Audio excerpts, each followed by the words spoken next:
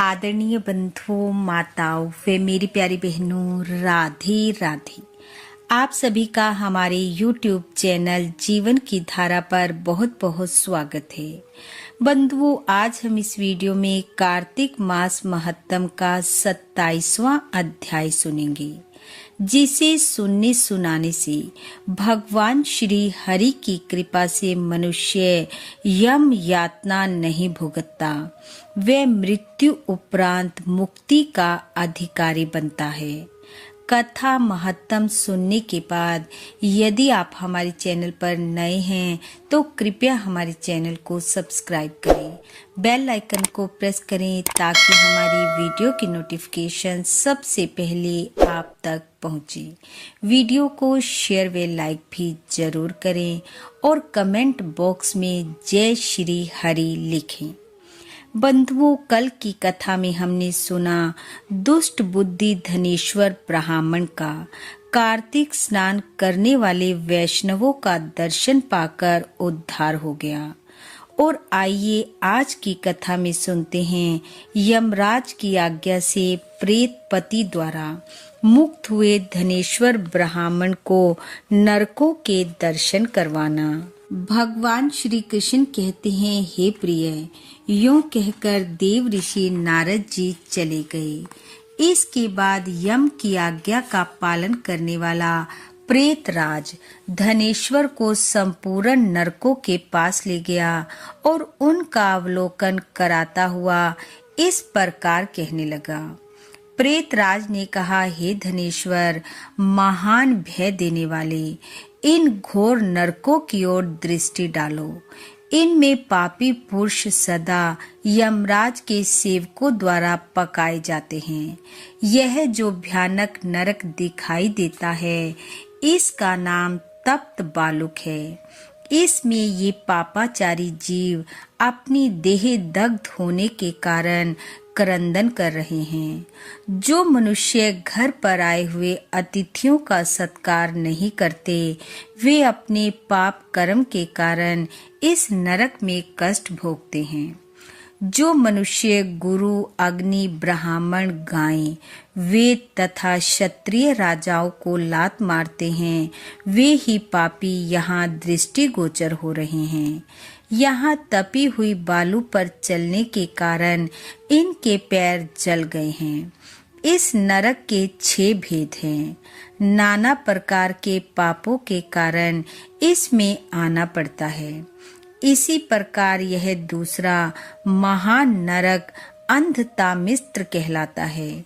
देखो, यहाँ सुई के समान मुंह वाले कीड़ों के द्वारा पापियों के शरीर छेदे जा रहे हैं।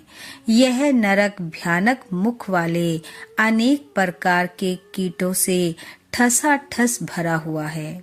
यह तीसरा क्रकच नामक नरक है। यह भी बड़ा भयानक दिखाई देता है। इसमें ये पापी मनुष्य आरे से चीरे जाने का कष्ट भोगते हैं। 80 पत्र, वन आदि भेदों से यह नरक 6 प्रकार का बताया गया है। जो दूसरों का पत्नी और पुत्र आदि से तथा अन्य प्रिय जनों से बिछो कराते हैं, वे ही लोग यहाँ कष्ट भोगते हैं। तलवार के समान पत्तों से इनके अंग छिन्न भिन्न हो रहे हैं और इसी भय से यह इधर उधर भाग रहे हैं।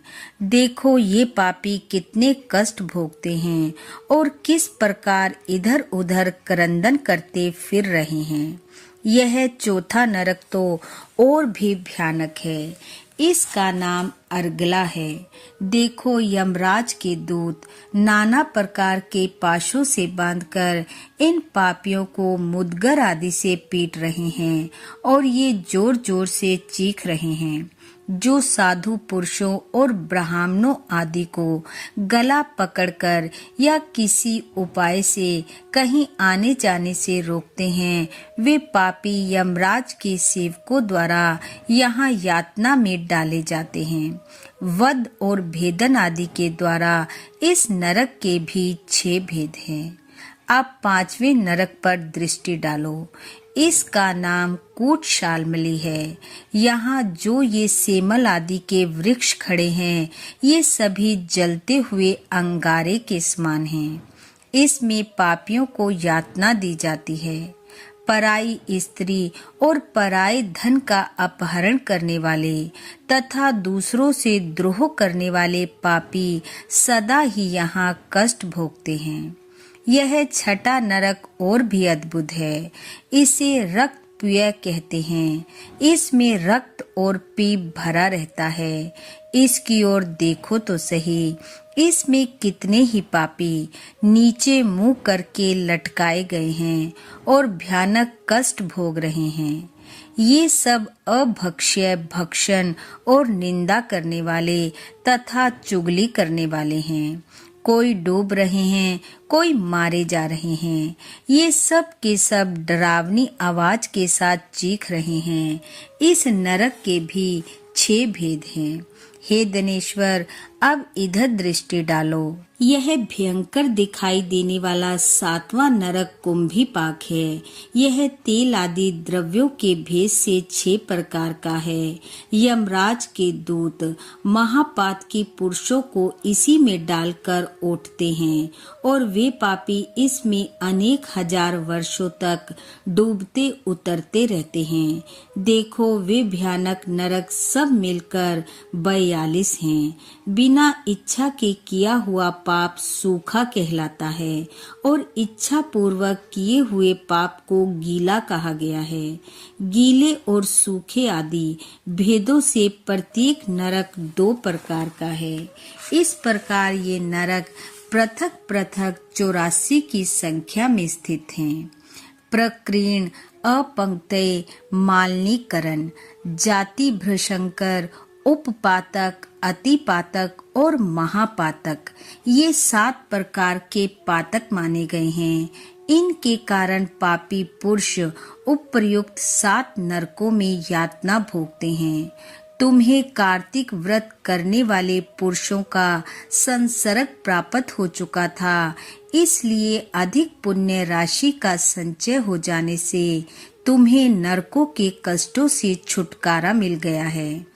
भगवान श्री कृष्ण कहते हैं, हे सत्यभामा, इस प्रकार प्रेतराज धनेश्वर को नरकों का दर्शन करा के उसे यक्ष लोक में ले गए तथा वहां जाकर वह यक्ष हुआ।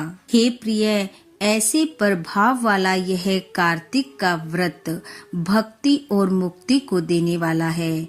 जो पापी इस व्रत को करे और इसके करने वालों का दर्शन करे तो उसकी भी मुक्ति निश्चित ही हो जाती है। इति कार्तिक महत्तम 27वां अध्याय समाप्त। बोलो विष्णु भगवान की जय।